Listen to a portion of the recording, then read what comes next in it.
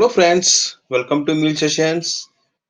Today, I'd like to talk about the concept called properties management. So, why the properties management is required? If you think about that one, you have a mule application. So, this application you will develop to deploy in the production environment, right? So, assume this is a production server. Ultimately, at the end, you deploy this application in the production server, right? So while developing your application, right, you will configure some endpoints, some databases, all the things. So when you configure the endpoint, to this endpoint, your client will send a request. So this endpoint you can't configure to production endpoint at development phase. So you configure some endpoint and you develop that one. You deploy this application to a development server, and once you feel that your application is working as per expectation, you deploy the solution to the test server.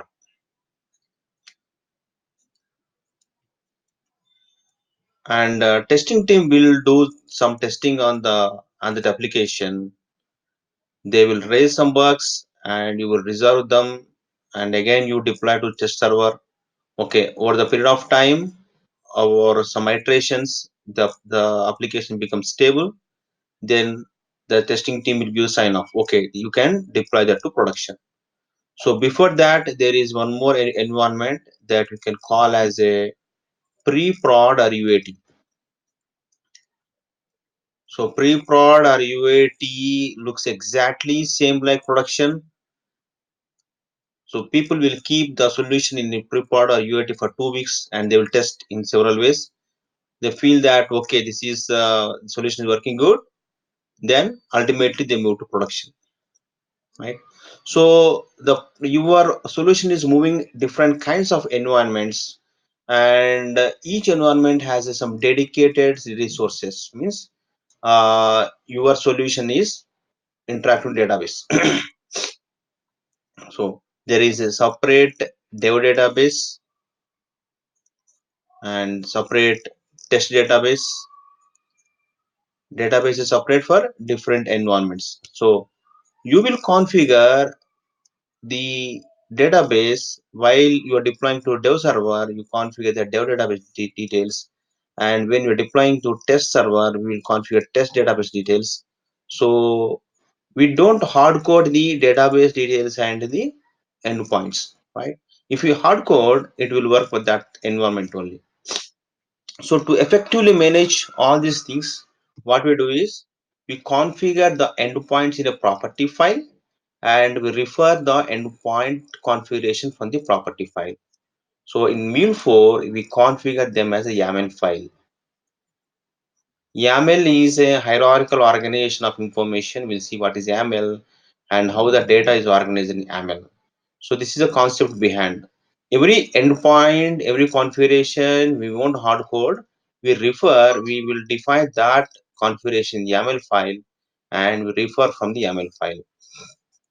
Means each environment has a separate dedicated property files YAML file, and in this YAML file, if the dev YAML file, we define the dev properties. The test YAML file, we define the test properties like test database and test services, all the stuff.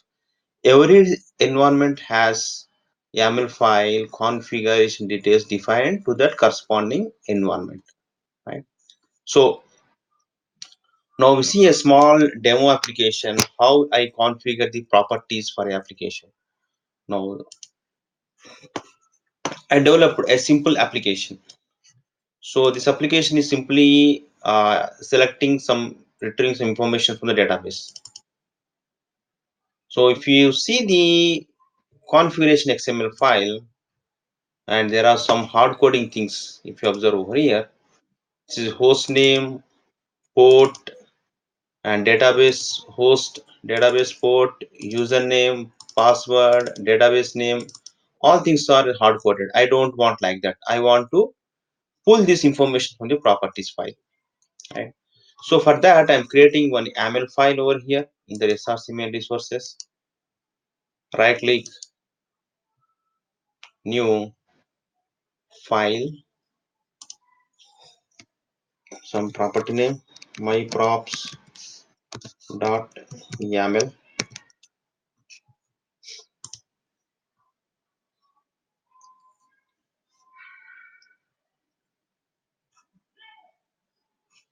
and here to define HTTP properties, I given parent key as HTTP, and HTTP has a port and host 0.0.0.0 and port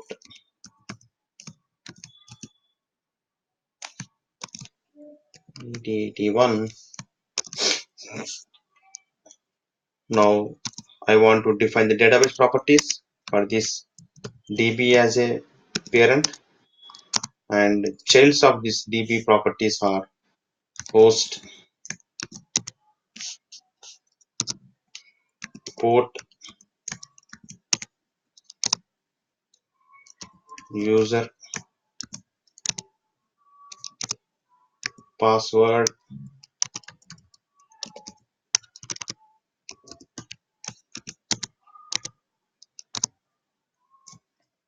DB name.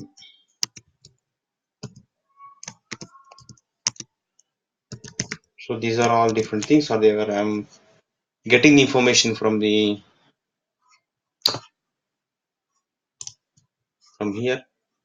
So this local host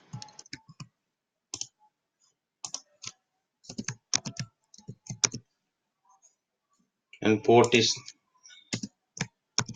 3006,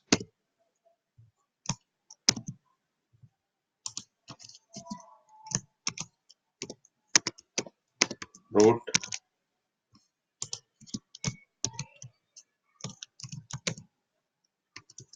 We'll discuss in next session how to encrypt the properties. As of now, I'm not encrypting. I'm giving password as it is, and my database name is test. So I define properties like this, and I want to pull this information to the configuration file.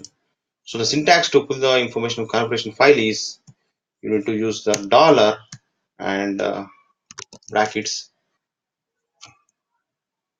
So I'm configuring the HTTP DB host. So it's like that. DB is the root and host is the child. So db dot host, db dot host, and in this place db dot port,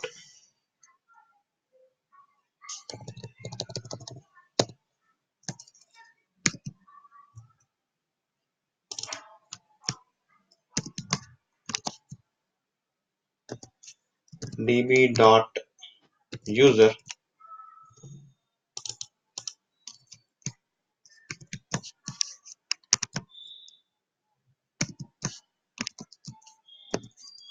db dot password,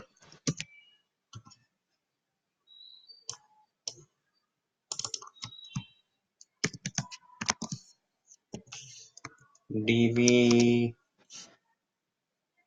db dot db underscore name. Likewise, I want to configure the HTTP properties also, HTTP port and HTTP host, right? So here I am removing this hard coding,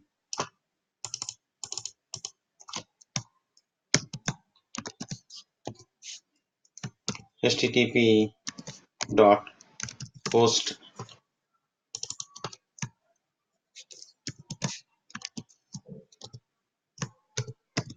HTTP dot port.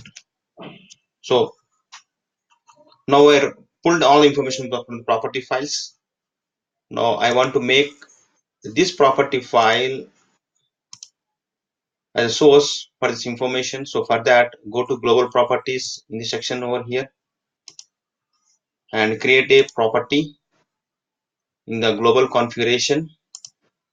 Select configuration properties and select the property file what you created. So the properties file is myprops.yaml, right? And okay, okay. Now it's better to, so this information is from property files. Now you can deploy, you can check, and you can test run this application. Okay. So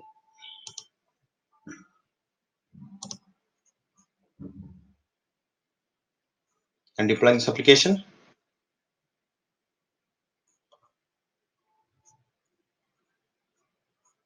So this is configured, endpoint is configured at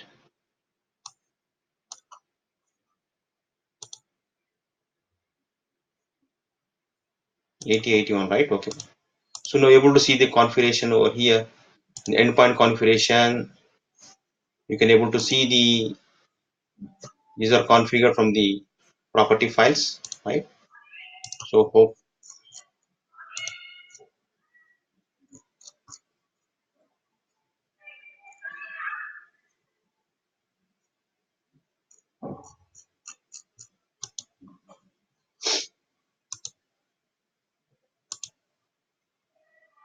project is deploying now.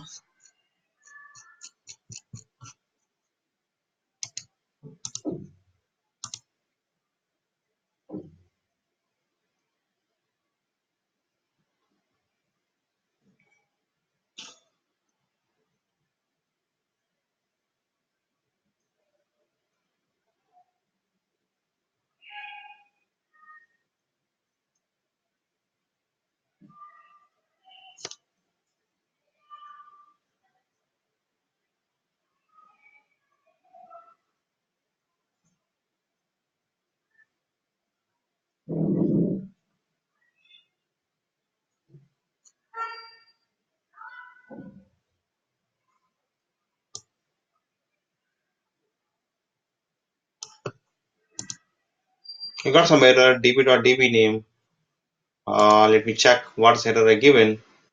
db.db underscore name and the property file it's mentioned as db.db underscore name.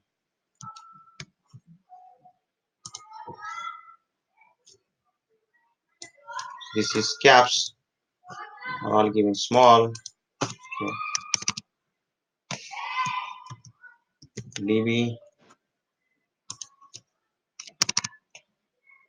db.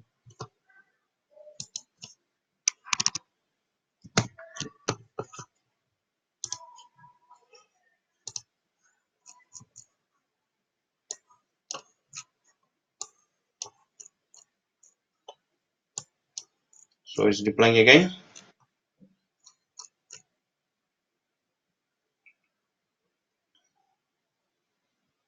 No, because it started. Now we'll test it. Postman running in 8081.